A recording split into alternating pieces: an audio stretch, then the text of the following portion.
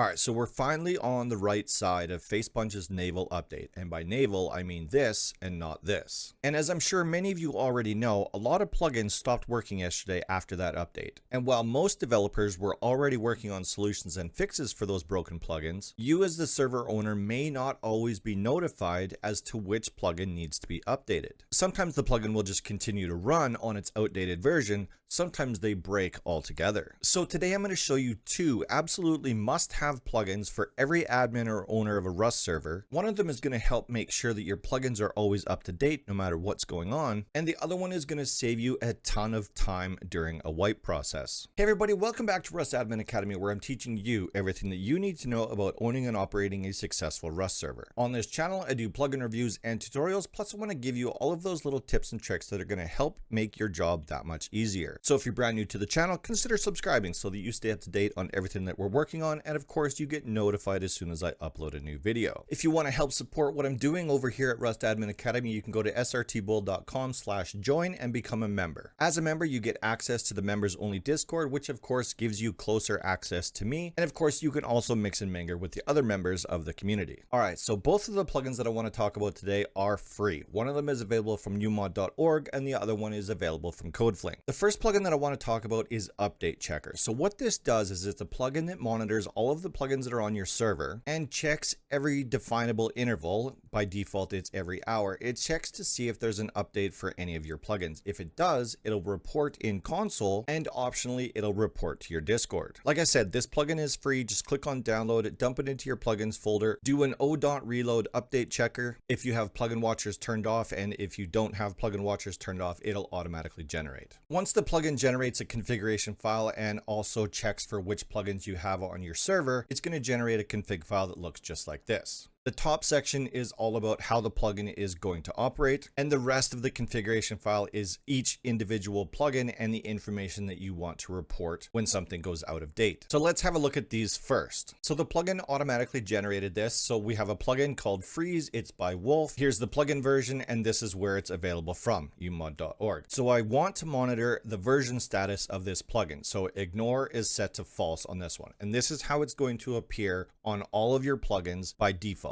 But for example, let's say we have another plugin that we don't want the plugin to monitor because we know that the plugin isn't available on any of the sites that are listed above, which we're going to get into in a minute. So I've got this plugin by MJSU. It's called Door Control, and this is a private plugin. This is just something that he uses on his server, and I wanted to use it on mine, so I actually purchased it from him. But there's no way for the plugin to check and see if there's any updates available for it. I have to go directly to MJSU if there's any plugin updates that might be required. So I don't want UpdateChecker to monitor this plugin. So I've got ignore set to true, and you can go through and change it however you want for each one of the plugins that you have on your server. It's all directly on this configuration file. Going back to the top of the configuration file, this is where we get to determine how the plugin is going to function. So there is an in-game command where you can open up a UI and make changes in there. I prefer to do it with the configuration file, but you can sort out which way works best for you. The command is UC setup, so /UC setup. If you want it to send a test message to either your console or your Discord, if you have the webhook set up, you can do UC test. So speaking about the Discord webhook, if you know anything about webhooks, you understand that is a quick and easy way for something to communicate with your Discord. This webhook is going to report from the plugin into my Discord which plugins need to be updated. And yes, I know that I just exposed my webhook address. It's okay. I'm going to delete it as soon as I'm done recording this video. Do you want the plugin to check for updates when the plugin loads? By default, this is set to true. You can change the embed color. You can also set how long it waits in between each time it checks for updates. Default is set to an hour. I find that's typically long enough. Anyways, all of this stuff is really basic stuff. You can go through and determine how you want the plugin to operate for your community and make the decision line by line. This next section here is dealing with which of the sites the plugin will actually check for updates from. So Umod, CodeFling, Loan.design, stuff like that. And of course, you can determine which sites the plugin is checking. For example, if you don't have any plugins from Rust Workshop, you could delete that out of there and it's not going to check that website for any updates. When it comes to the different online markets where you can get plugins from,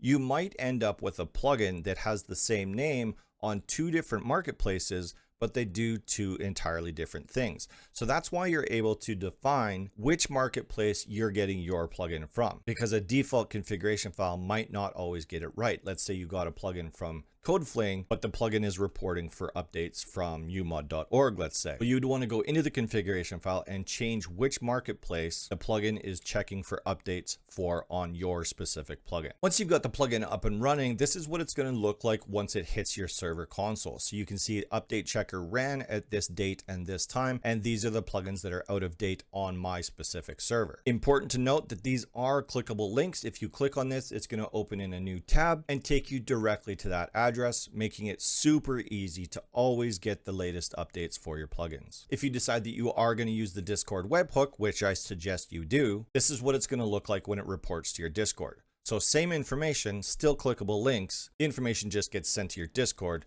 as well as your server console, but chances are pretty good that you're going to be looking at your Discord more often than you're looking at your server console. So that is UpdateChecker, available from CodeFling.com. I'm going to put a link to it in the video description down below, as well as the pinned comment.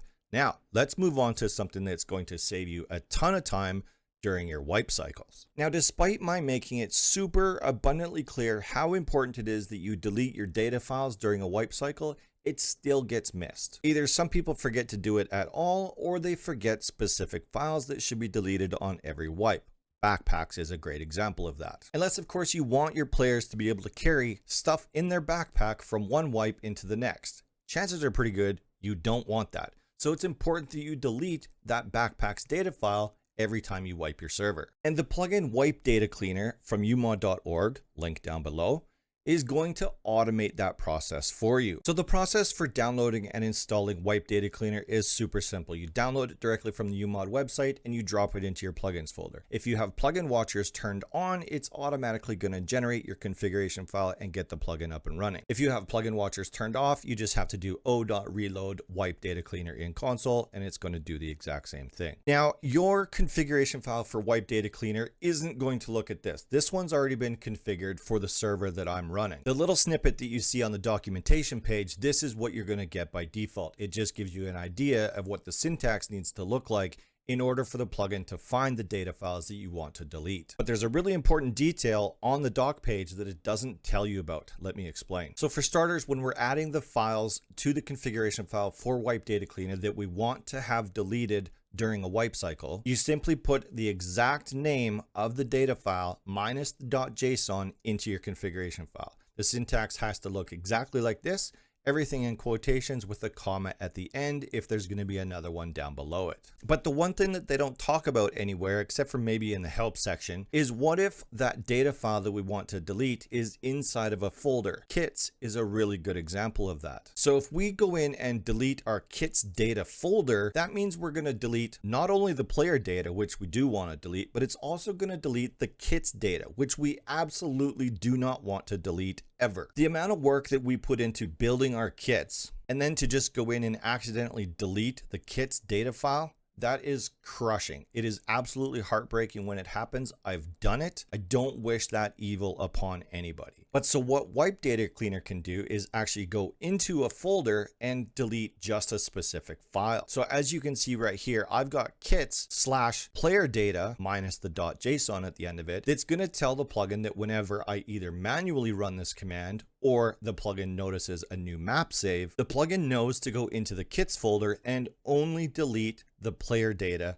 not the kits data. Now, most plugins nowadays have the option built into the plugin if it generates an important data file that you might want to delete during a wipe cycle. Most plugins give you that option directly in their individual configuration files. NTeleportation is a great example of that. As you can see, I have all of the NTeleportation data files that I would want to delete during a wipe cycle. However, NTeleportation has that functionality built directly into the plugin to automatically delete those data files on a new map save anyways. So why do I have it on here?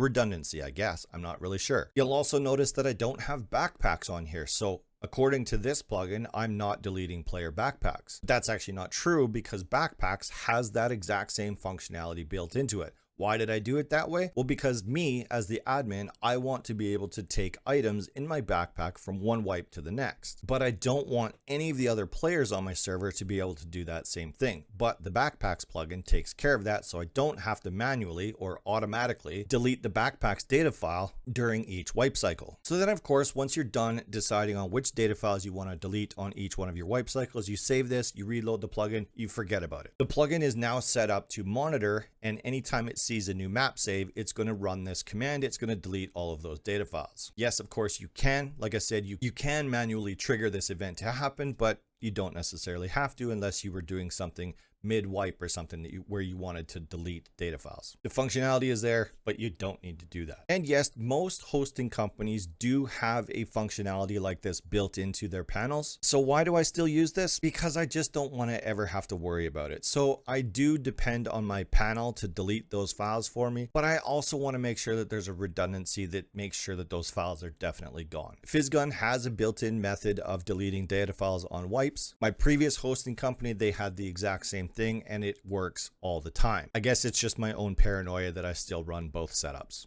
I'm not really sure why. It all started back in the day when we didn't have this functionality at all on any of the hosting sites. We had to do this all by plugin. That goes for UpdateChecker as well as WipeDataCleaner. So back in the day, we didn't have any of that functionality, which is why those plugins exist today. I still use both of these plugins to this day. I suggest you use both of these plugins going forward. If you're not using either one of these plugins, you're just leaving wasted time on the table that you could be recovering. I hope you enjoyed today's video. If you did, make sure and leave me a thumbs up. If you haven't yet, make sure you subscribe to the channel, click on that button on the left hand side there. And of course, again, if you want to support what I'm doing at Rust Admin Academy, click on that link on the right hand side of your screen. It'll take you directly to my website. Become a member today. Help me cover some of the costs of running this channel. Thank you all so much for watching. I'll see you next week.